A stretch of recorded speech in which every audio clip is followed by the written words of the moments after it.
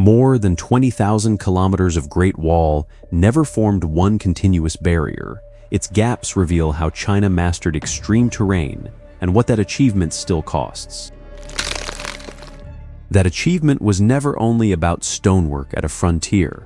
Across China, steep relief forces every road, settlement, field, and shrine to answer the land. The west rises into thin air, ice, and desert. Great rivers then cut east through basins and gorges toward crowded plains. Between them stand granite peaks, karst towers, red sandstone ridges, and forests where rain can isolate a community as firmly as any wall.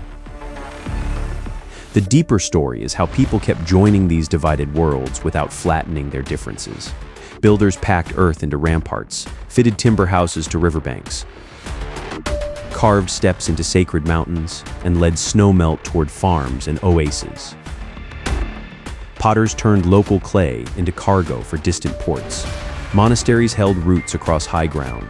Villages maintained channels, courtyards, bridges, and rituals because neglect could undo in one generation what took centuries to establish. Nature set the terms, human labor answered, then returned to repair the answer. The way I see it, justified pride does not come from claiming that a landscape is ancient or immense. It comes from proving that people can shape difficult ground, carry knowledge through upheaval, and keep culture alive without reducing it to a display. In this video, we explore how China built and maintained that bond between terrain and civilization, and why its survival still matters in an age of rapid construction, mass access, and a changing climate.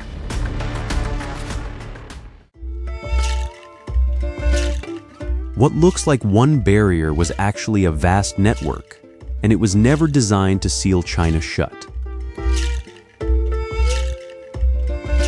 Across more than 2,000 years, different states built this network. Its surveyed remains exceed 20,000 kilometers, with long gaps between many surviving sections.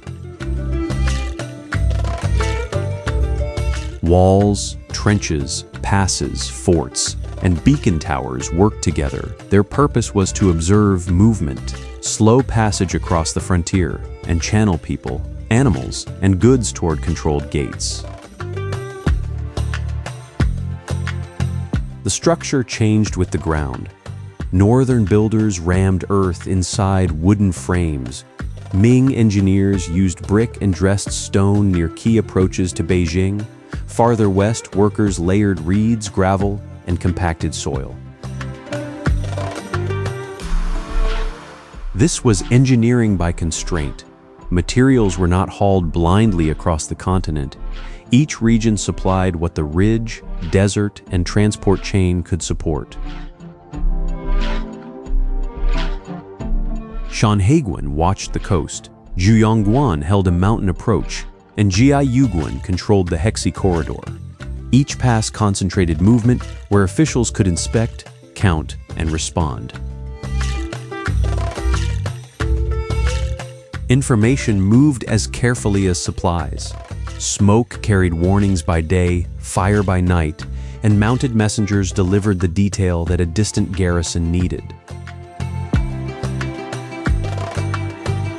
Every tower depended on grain, fodder, water, equipment, and replacement troops. Military farms supported some posts, but long supply lines had to keep working through heat, snow, and hard wind. The achievement was immense, but its burden fell unevenly on soldiers, conscripted farmers, convicts, artisans, and local laborers.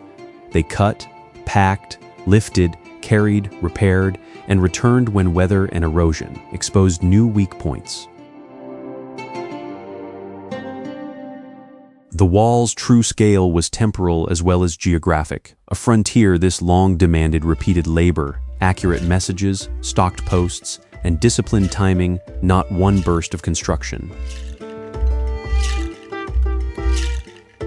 The surviving masonry is evidence of that logistics system and of labor whose unequal burden should remain visible as preservation continues.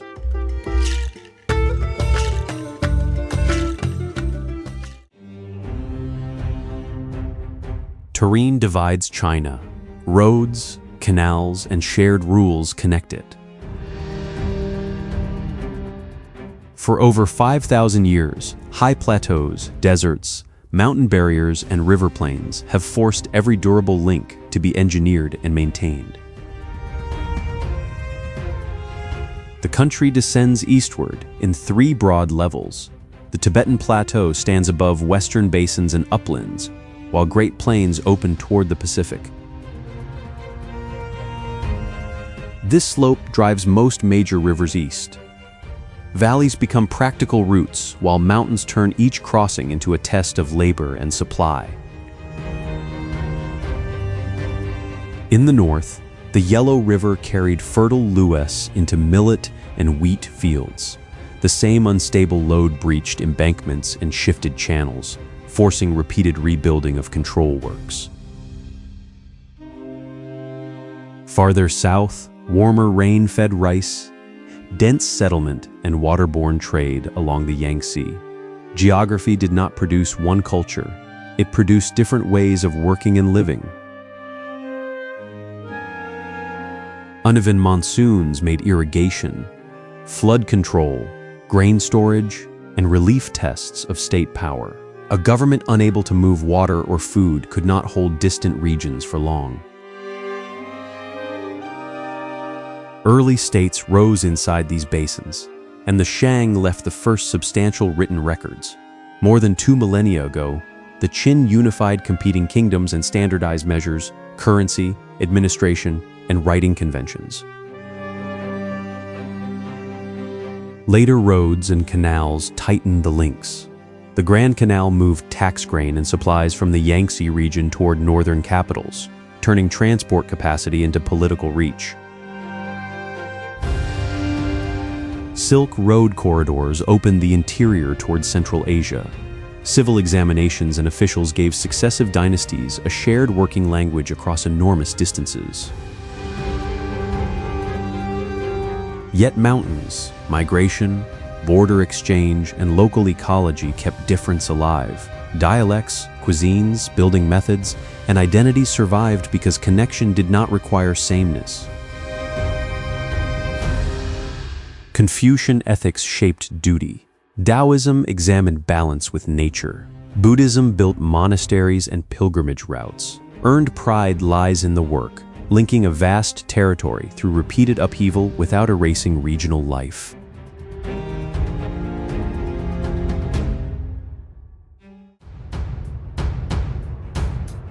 Naxi sacred geography and the Lijiang Basin's water are bound to the same shrinking ice. North of Lijiang, 13 prominent peaks run for roughly 35 kilometers, with Shanzidou rising to nearly 5,600 meters. That height stacks several climates into one rapid ascent. Broadleaf forest gives way to conifers, alpine meadow, bare rock, snowfields, and small glaciers. Each band does more than mark elevation. It holds different habitats and changes how water moves downhill. Meltwater and runoff enter streams, wetlands, farms, and settlements across the Lijiang Basin.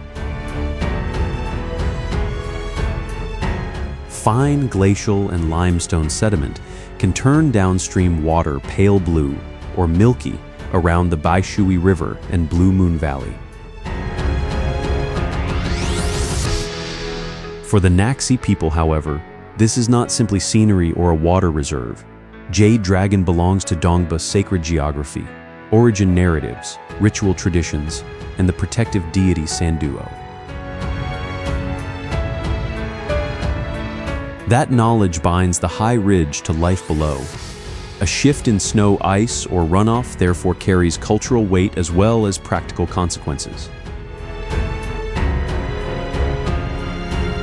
Steel cableways now change the terms of ascent.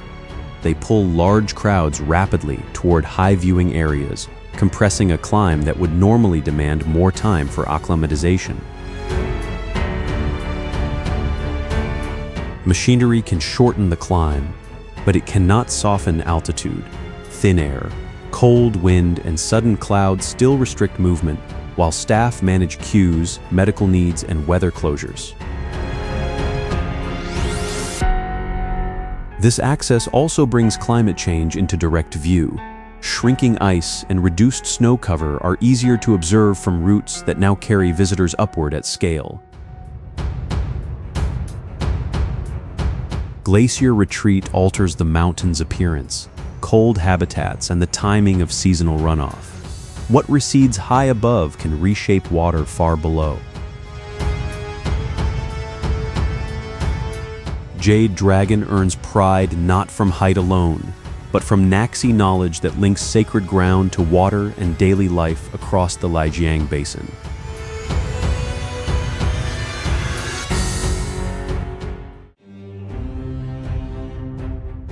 A town celebrated for water and timber survives only because constant labor resists the river that made it possible. Along the Tuojiang, steep hills squeeze a Qing-era trading center into one narrow corridor of walls, lanes, bridges, and houses. Fengguang grew where routes from western Hunan's highlands met the interior. Its gates, watchtowers, walls, and official buildings reveal a frontier town designed to manage movement as well as enable trade. The hardest construction challenge sat at the water's edge. Builders set Daohialu houses on timber supports along steep banks, gaining usable rooms above ground too tight and unstable for ordinary foundations. That solution is not self-sustaining.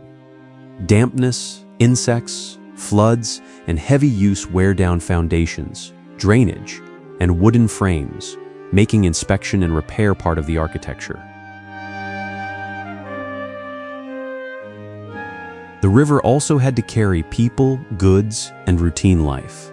Stone-stepping paths, small boats, covered crossings, and the multi-level Hong Bridge turned difficult ground into a working network. No single community can claim this result.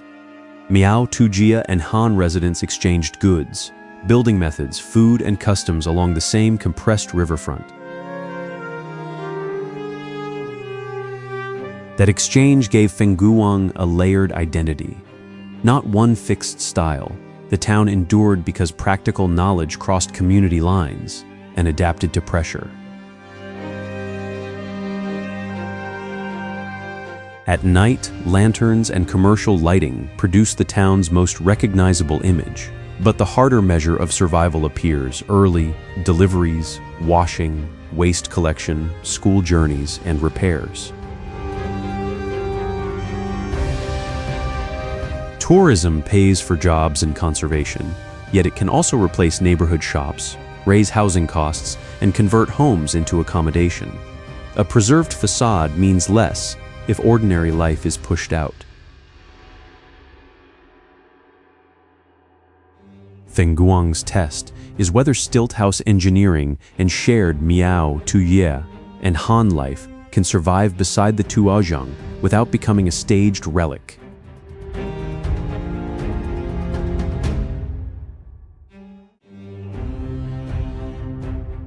For more than 2,000 years, pilgrims have carried worship onto granite that offers almost no level ground. 5 principal summits rise from the same pale rock, with South Peak reaching nearly 2,200 meters.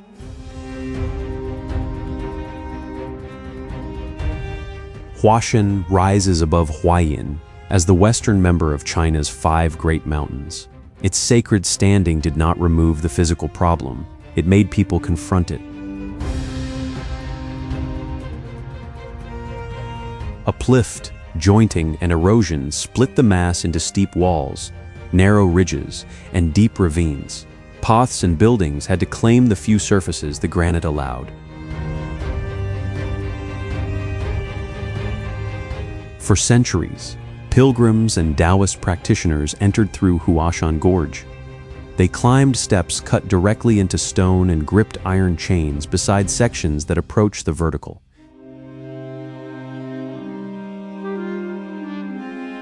The peaks became a route rather than separate monuments. North Peak forms a gateway. Central Peak binds the summit ground, and exposed stairs connect the ridges.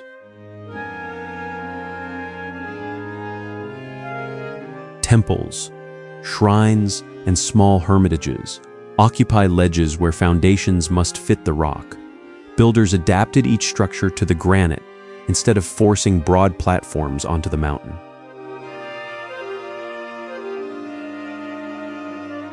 Those sites tie architecture to imperial mountain worship, Taoist cultivation, and a pilgrimage tradition maintained for more than 2 millennia. Cable cars now reach the north and west peaks, cutting the length of many ascents. They have changed access, but they have not made the summit terrain level. The famous plank walk is only a short, optional section, crossed with a safety harness.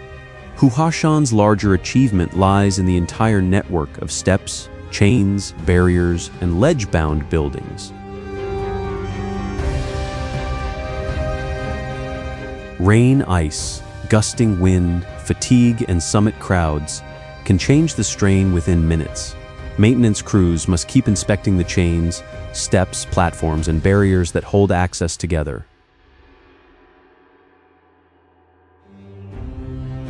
Huashan's continuity rests on a repeated choice. Keep pilgrimage and architecture on severe granite by adapting to the mountain rather than flattening it.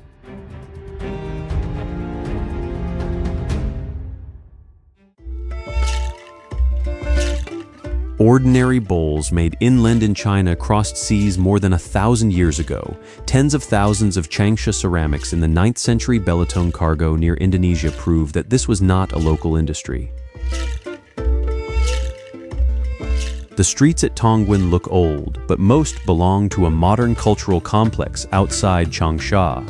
The authentic record survives nearby in excavated kiln walls, discarded fragments, inscriptions, and cargo recovered from the sea.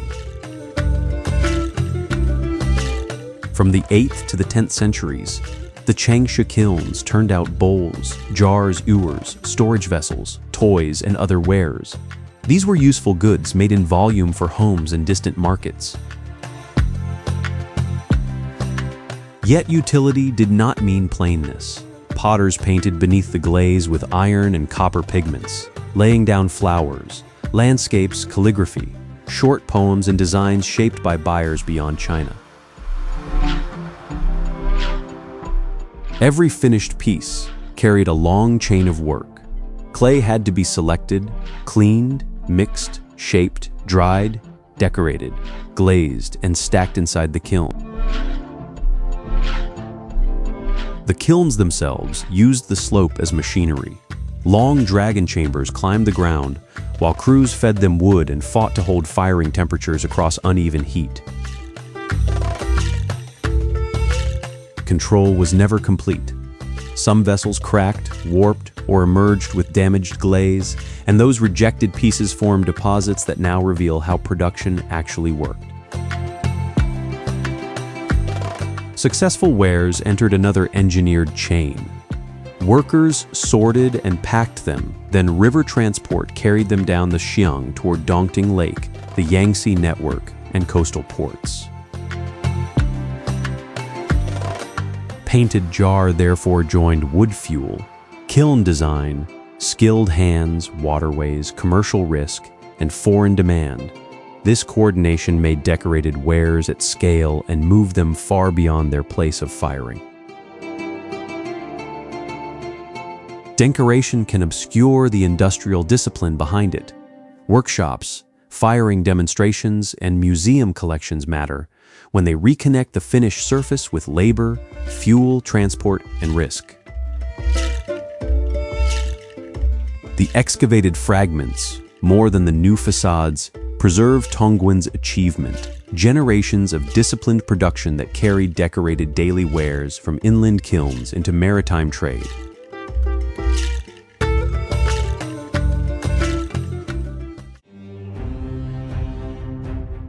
Before dawn, pilgrims step into wind and cold.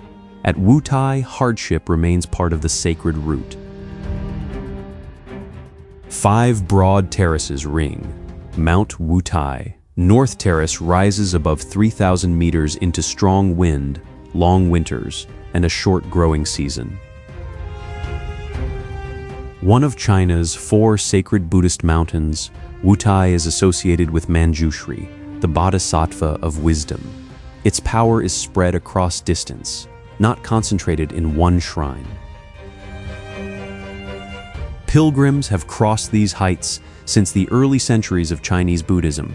The hardest journey links all 5 terraces, testing faith against cold, elevation, and fatigue. Taihuai Valley holds the densest group of monasteries and the Great White Pagoda. Beyond it, temples occupy forests, slopes, and exposed high roots. Mount Wutai became a rare meeting ground for Han Chinese and Tibetan Buddhist traditions. Imperial, monastic, and lay patronage strengthened that exchange at different times. What stands out is the shared ground. Difference was not erased. Temples, routes, study, and ritual gave it room to endure. Foguang Temple's 9th century East Hall preserves Tang construction on an exceptional scale. Nearby, Nanshan Temple contains an even earlier surviving wooden hall. These buildings did not simply outlast the centuries. Damage, repair, and reconstruction repeatedly tested roof joints, courtyards, walls, and timber frames. Steep roofs, enclosed courts, and sheltered halls resist snow and wind. Architecture, however, cannot shorten the route or soften the altitude. Bells, chanting, incense, and study sustain the religious rhythm. Accommodation work and daily care of old timber turn devotion into physical maintenance. If that labor weakens, the mountain may retain monuments while losing the movement that binds them together.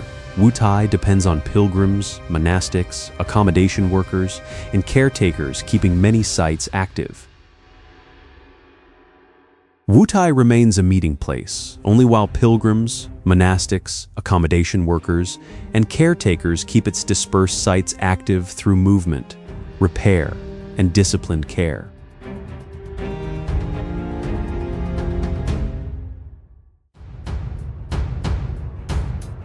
Mountain Town endured for centuries by treating water as working infrastructure, not scenery. At roughly 2,400 meters in Yunnan, streams from Black Dragon pools split through lanes, courtyards, wells, bridges, and workshops. Dian grew from the late Song and Yuan periods without a rigid rectangular plan. Its streets followed slope, trade, and water. The channels fed homes, gardens, public spaces, and water wheels before joining downstream. Their reach made difficult terrain habitable. But gravity alone could not keep the network working. Shared rules protected cleanliness and access, while 3 pool wells separated drinking water, rinsing food and laundry. Scheduled releases pushed debris onward, and residents cleaned the channels. The real engineering force was organized labor, repeated without spectacle. Timber and earth courtyards answered the mountain climate with repairable frames and sheltered rooms. The earthquake of 1996 exposed both their flexibility and weakness. Open squares served markets tied to the tea horse road. Tea, horses, salt, cloth, and medicines carried Naxi, Tibetan, Bai, Han, and other influences into town.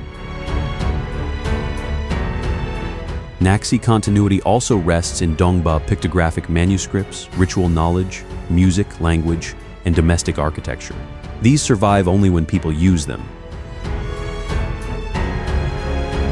UNESCO recognition in 1997 strengthened protection and global attention. It also accelerated commercial change as houses became shops, restaurants, bars, and guest houses. Rising prices and visitor noise now press against residential life. A restored courtyard loses meaning when no household can remain inside. Conservation here has a practical test. Canals must carry clean water, courtyards must remain inhabited, and Dongba knowledge must remain in daily use. That is earned pride. The community's proven capacity to repair its houses, govern its water, and carry Naxi knowledge through upheaval.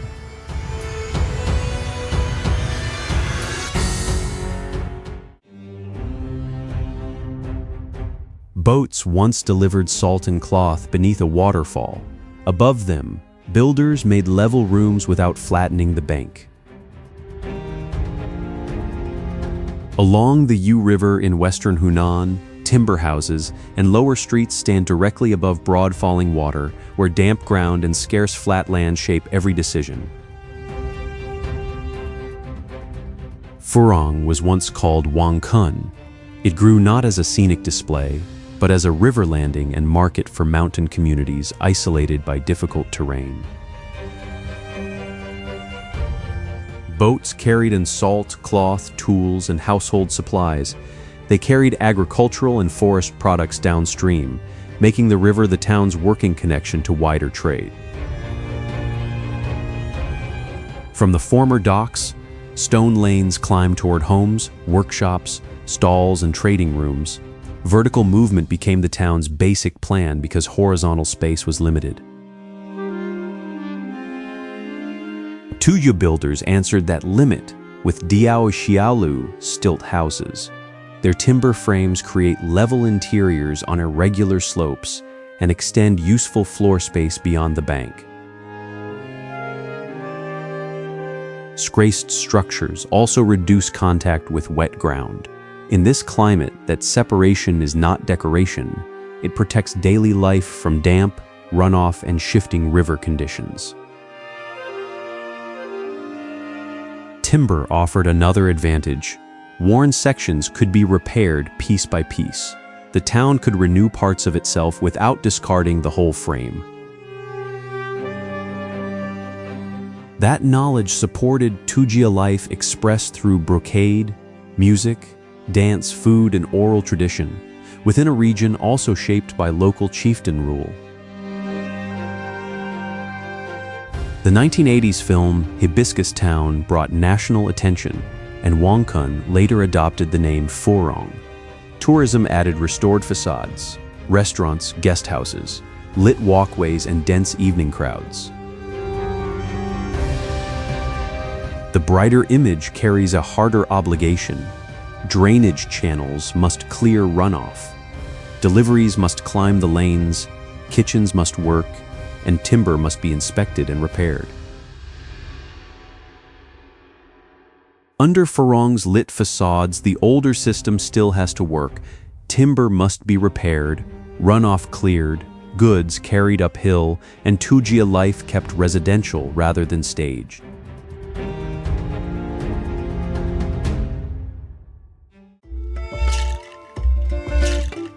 A route from a modern city to an opening through a mountain begins almost at the city's edge. The summit rises about 1,500 meters, and a cableway runs roughly 7.5 kilometers across farms, settlements, and deep valleys. Stianmen's power lies in this sequence. The mountain is not approached by one grand structure, but by several forms of engineering that hand the climb from one to another.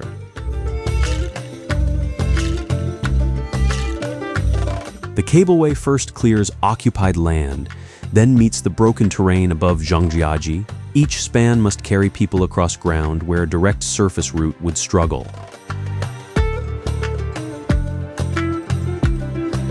On the mountainside, Tonkian Avenue answers the same problem with asphalt. 99 tight bends gain height by folding the road repeatedly into the slope. Then machines give way to legs. From the upper plaza, 999 stone steps rise toward Tianmen Cave, an opening about 130 meters high. Water and weather weakened the limestone until rock gave way, forming this passage through the cliff. People did not create the arch. Engineers created a controlled route to it. The repeated nines carry Chinese associations with heaven and permanence. Yet the ascent earns meaning through cableway engineering, road cuts, stone, grip, and breath.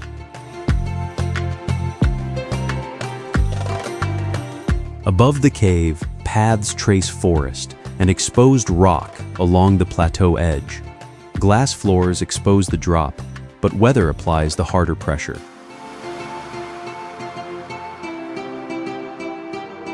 Moist air can seal the summit in dense cloud within minutes. Rain slicks the steps.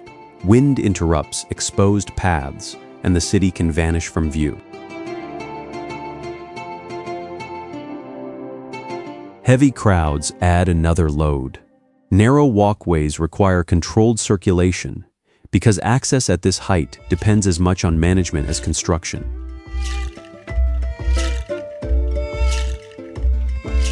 The spectacle lies in the sequence, city, cableway, coiling road, stair, and natural arch.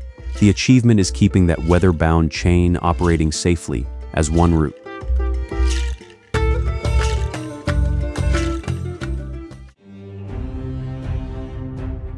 Two temples occupy a split rock pillar that leaves almost no room for either. Thousands of steps climb Red Cloud's golden summit, where shrines to the Buddha and Maitreya stand on separate crowns joined by a short stone bridge.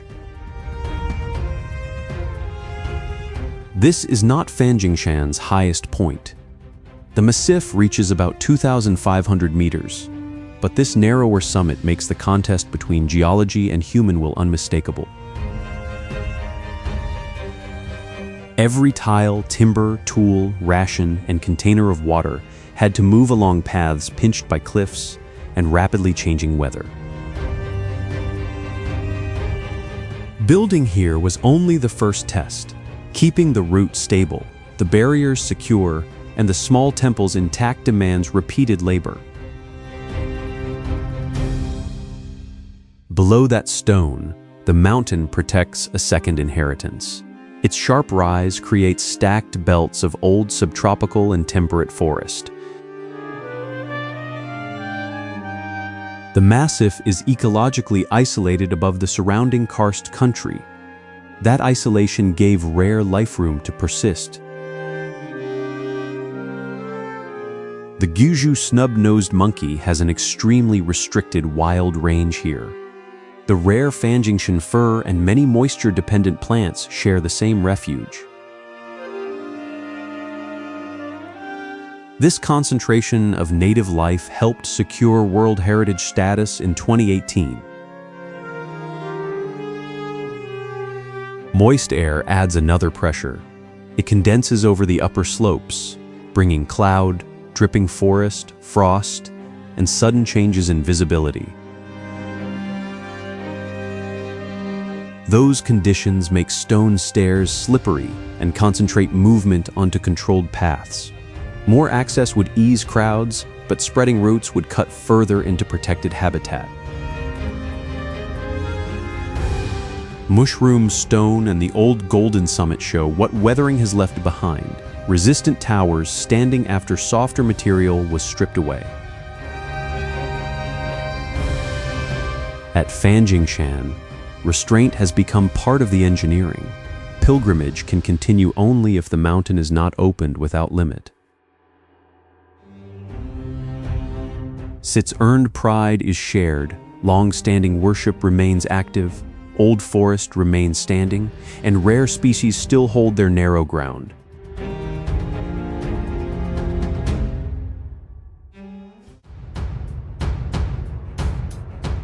42-kilometer lake survives because an entire basin has learned to live within a narrow strip of workable ground.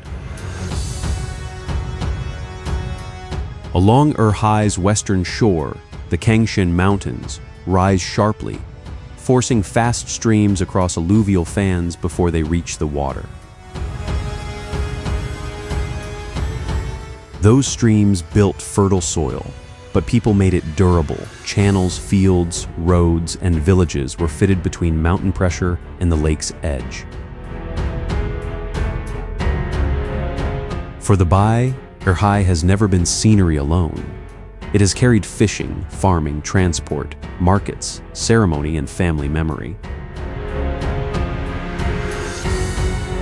That long partnership reaches into the house itself. Whitewashed courtyard walls, gray tiles, painted details, and reflective screen walls control light while protecting family space. Sizhu and Shuanglang reveal different balances: agriculture and historic courtyards in one place, tourism and the waterfront pressing harder in another. The apparent calm is costly to maintain. Seasonal rain drives field drainage and nutrients toward the lake. Long dry periods tighten the same farm's water supply. Rapid construction around Dali then strained sewage capacity, while farm runoff added nutrients that can encourage algal growth. The response has been physical: tighter wastewater controls, restored wetlands, development setbacks, and limits on some lakeside businesses. These measures protect freshwater, but they also redraw daily life. They change where residents can farm, build, fish, earn tourism income, and reach the shore. What stands out is the burden hidden inside preservation. Water quality, household livelihoods, and cultural continuity must all occupy the same narrow basin. Courtyard can be restored more easily than the working relationship around it. If farming, fishing, and water management are pushed apart, the landscape becomes a shell. Erhai's next test is whether clean water can be restored without severing Bai farming, fishing, household life, and access to the shore.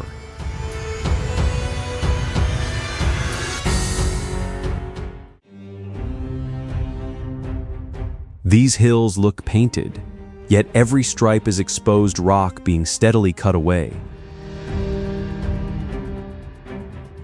Over millions of years, sand, silt, and clay were laid down, lifted, tilted, oxidized, and opened by wind and rain. Zhangye colorful Danxia stands beside the Hexi Corridor, the narrow route that historically linked the Chinese heartland with Central Asia. The position matters. The Kilian Mountains fed scattered oases with snowmelt, while northern deserts and dry air left broad walls of rock exposed. The colors are mineral evidence, not decoration. Iron-bearing material oxidized into red and ochre, while changes in grain size and mineral content formed yellow, gray, and pale green bands. Then regional pressure folded beds that had once lain nearly flat. The land's internal structure was forced upward and left in the open. Erosion now does the fine cutting. Short, forceful rain carves gullies, wind removes loose grains, and softer layers retreat faster than resistant rock. Sparse vegetation leaves this work uncovered. Little vegetation hides the beds as they bend across ridges and break into narrow channels. Light changes their appearance, not their mineral structure. Low sun deepens shadow across the tilted bands, rain briefly strengthens their color, and flat midday light can mute them. The hardest fact lies underfoot. The surface is softer than distance suggests. Repeated footsteps crush crusts, loosen sediment, and open channels that later rain can widen. Protection, therefore, has a physical shape. Shuttle routes concentrate movement. Raised walkways and fixed platforms keep pressure away from the formations. That control limits spontaneous access, but it keeps heavy foot traffic off the soft crusts. Restraint here is not weak management. It is the price of keeping the geological evidence intact. The lasting achievement is the boundary visitors accept. Enough access to read the land, enough restraint to keep its fragile surface intact.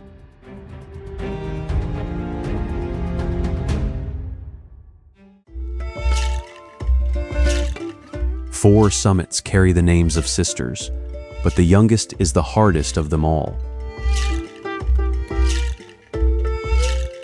Xiaomei Peak rises more than 6,000 meters, where steep rock, snow, ice, and unstable weather turn height into a technical test.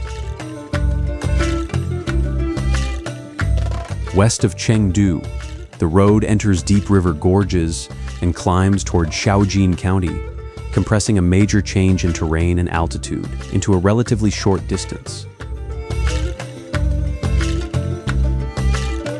That road makes access possible, but it must be cut through confined ground and kept open against rain, snow, and rockfall. Beyond it, three valleys divide the work.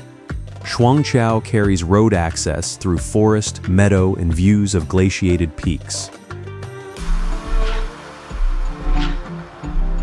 Shangping runs beneath Yaomei, linking woodland and pasture with longer trekking and climbing approaches.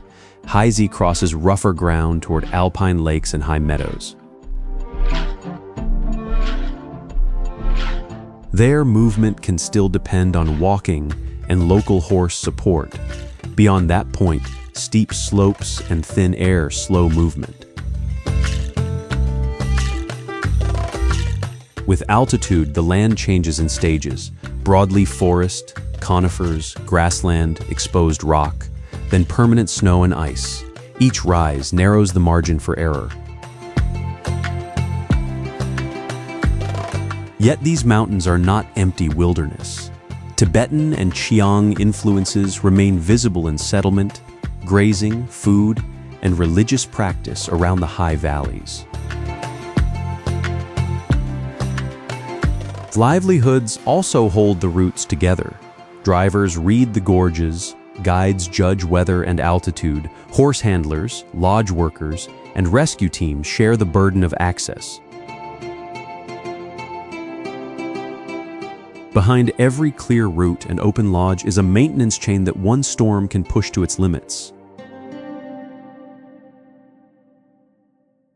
The peaks provide the scale, but local skill makes the landscape livable. Height alone does not justify pride. It is earned by communities that keep Tibetan and Qiang traditions active while sustaining work, shelter, and safe passage on the severe eastern edge of the Tibetan Plateau.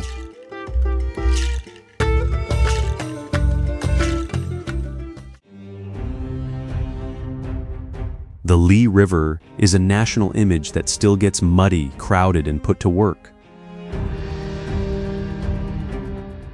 Its best-known reach runs roughly 80 kilometers from Guilin toward Yangshuo, and the bend near Xingping is printed on the 20 yuan banknote. That famous outline began under an ancient sea. Thick limestone beds rose, then slightly acidic rain and groundwater entered cracks and widened them. Over time, caves, sinkholes, underground channels, and isolated towers took shape. The river now follows the lowest route through the broken rock. That geology created more than a view. It set a corridor beside rice fields, orchards, bamboo, villages, ferry points, and working banks. Seasonal water decides how that corridor functions. Summer rain can deepen and speed the river. Dry periods expose gravel bars, tighten channels, and restrict boats. Every change reaches human work. Pilots judge currents, dock crews manage traffic, maintenance teams keep boats moving, and ferries still connect some riverside communities. Cruise vessels and bamboo-style rafts now drive a large tourism economy. Guides, vendors, and riverside lodgings all depend on a landscape that must remain navigable and clean. Older ties have not vanished. Farming, fishing, ferries, and local transport still bind work to water, though their economic weight changes from village to village. Cormorant fishing reveals that tension. Birds were trained to retrieve fish, but many displays now preserve the image mainly for visitors rather than the old livelihood. Nine-Horse Fresco Hill shows how erosion became a cultural landmark. The Xingping Bend went further, entering China's national visual vocabulary. Fame brings pressure back onto the river. Boat traffic, sewage, shoreline construction, and concentrated crowds can strain water quality in village life. If the Li becomes only the banknote image, the achievement is lost. Its deeper value is the continuing bond among work, villages, water, and limestone.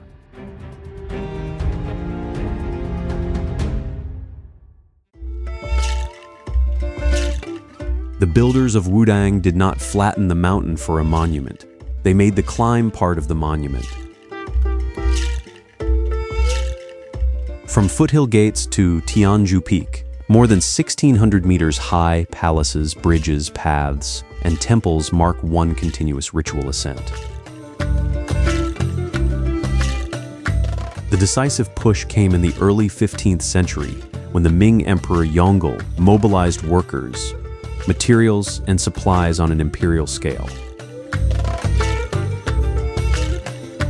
Building on these slopes demanded more than labor. Every load crossed steep forest, and each structure had to fit terrain with few straight routes. Instead of cutting one vast platform, the builders spread the sacred precinct along the route. Retaining walls follow contours, courtyards frame forest and mist. Purple Cloud Palace occupies a protected basin. At South Cliff, buildings grip exposed slopes, forcing construction and pilgrimage through the same physical test. Above them, the gilded copper golden hall crowns Tianzhu Peak. The last ascent is not an approach to worship. It is part of the discipline.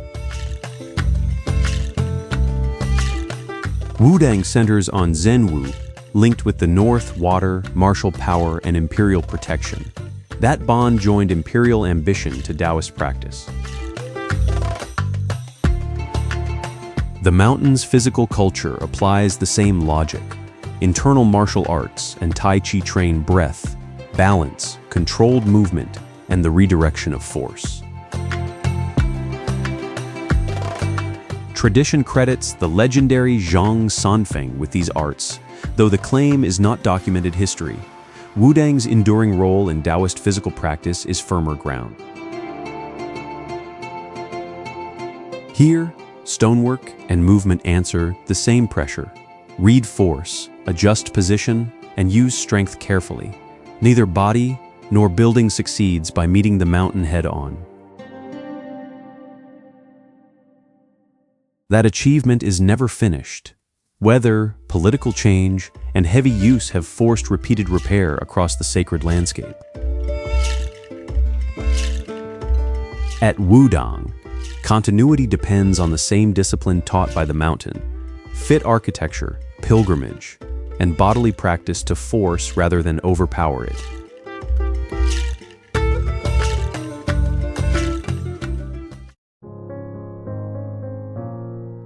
glacier fed by monsoon snow descends until ice nearly meets a wet temperate forest.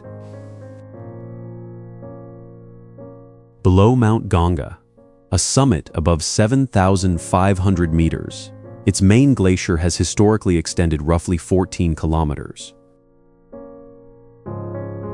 Hexi is not frozen stillness.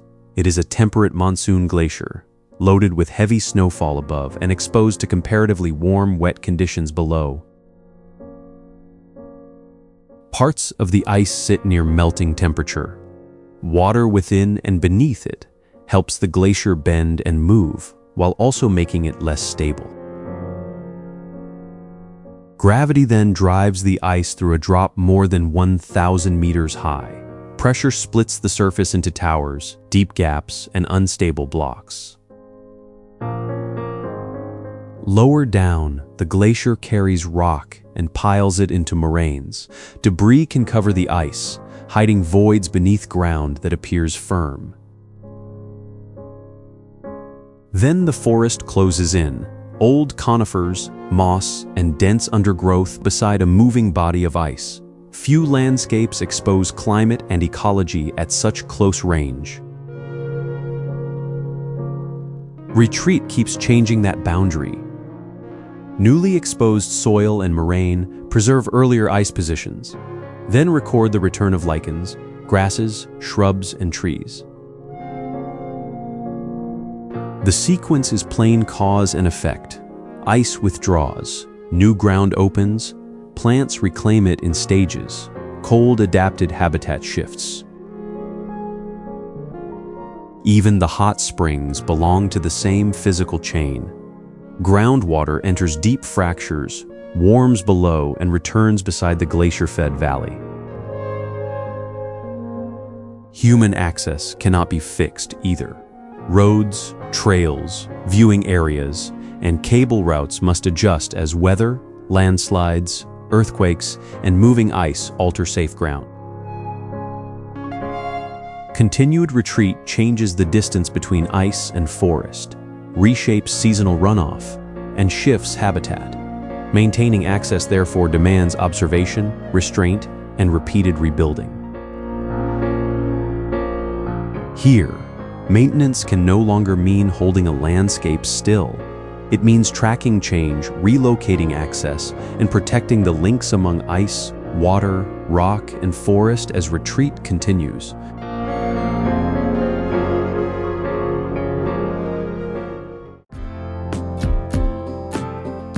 Dependable mountain water, not open land, governs pasture, settlement, and tourism across the Zhangye Basin. Zhangye sits nearly 1,900 meters above sea level on the northern side of the Bogda Range, yet its deepest water descends about 100 meters.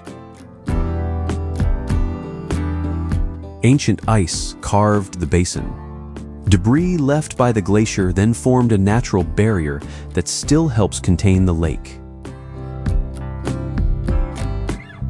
The climb from the Zhangye Basin compresses an entire climate shift into one ascent. Dry foothills, river valleys, Tianshan spruce, alpine meadow, then snow-covered peaks. The force behind that change is water from snowmelt and mountain precipitation. It keeps Tianqi filled while strong evaporation strips moisture from the lower country. Across this part of Central Asia, dependable highland water decides where pasture, fields, and settlements can endure. Open land may look limitless. Usable water is not.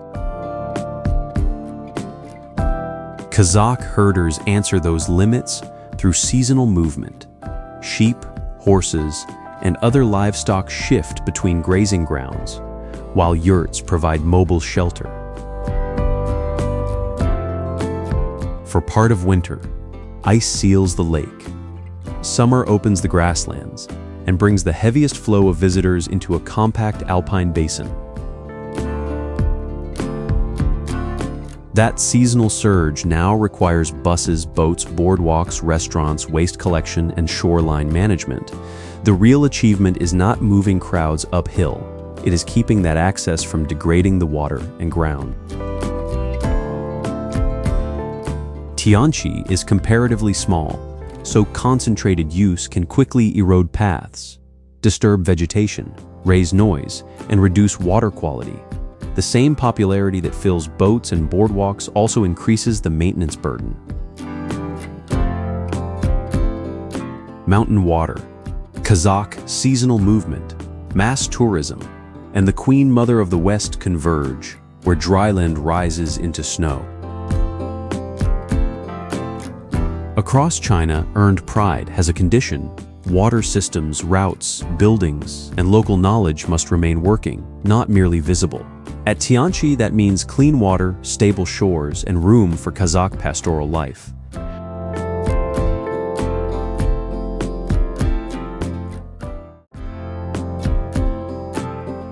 The mountains advertise fire, but the greater power here moves underground. For about 100 kilometers east of Turpan, exposed red sandstone stands beside an oasis corridor where summer air rises above 40 degrees and bare ground can pass 70. Low elevation, clear skies, dry air, and surrounding mountains intensify heat around the Turpan Depression. Parallel gullies cut deep shadow into the ridges, creating their flame-like effect. Almost no vegetation softens that pressure, yet nearby fields, settlements, livestock, fruit, grain, and vineyards have endured where open water would quickly vanish. Their answer was the carrés, gently sloping underground channels that caught groundwater fed by snowmelt from the Tian Shan Mountains and carried it toward inhabited land. Burying the flow limited evaporation. Vertical shafts opened routes for digging, ventilation, and repair, leaving dotted lines across the dry surface. This was not a single construction victory. Channels had to remain clear, gradients had to hold, and every useful drop had to reach its destination. The oasis reveals the discipline behind it. Maintenance turned mountain snow into dependable water under extreme heat. That reliability also shaped long-distance trade. Caravans crossed from one dependable water point to the next, rather than enter the driest ground unsupported. Gaochang and the Bezeklik caves belong to this corridor. Turpan's grapes dried inside ventilated brick structures that exploited the hot, dry air. Journey to the west enlarged the same pressure. Its magical fan could extinguish the flaming mountains, but the hard fact remained: heat decides movement and settlement. The range is memorable for red rock, but its stronger inheritance lies below. The Carrés kept an oasis chain productive and gave trade a route. That is earned pride in concrete form, not the scale of the mountain, but the skill to capture water and keep a cultural landscape working.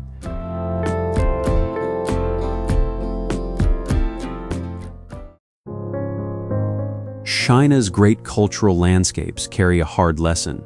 Inheritance alone earns nothing. Stone loosens, timber rots, glaciers retreat. Rivers shift, and living traditions weaken when skilled hands and local knowledge lose support. I used to think national pride rested mainly on the scale of what earlier generations built. The stronger claim is the ability to keep those works useful, respected, and connected to daily life. That requires protection, repair, disciplined access, and room for local communities to remain more than decoration. If those duties fail, even a famous monument can become an empty shell. If they hold, these mountains, towns, waterways, and routes become evidence of something larger. A civilization can absorb immense change without cutting itself away from the land that formed it. Continue this exploration of places where engineering, memory, and harsh terrain meet, and where justified pride depends not on spectacle, but on the hard work of keeping cultural landscapes alive.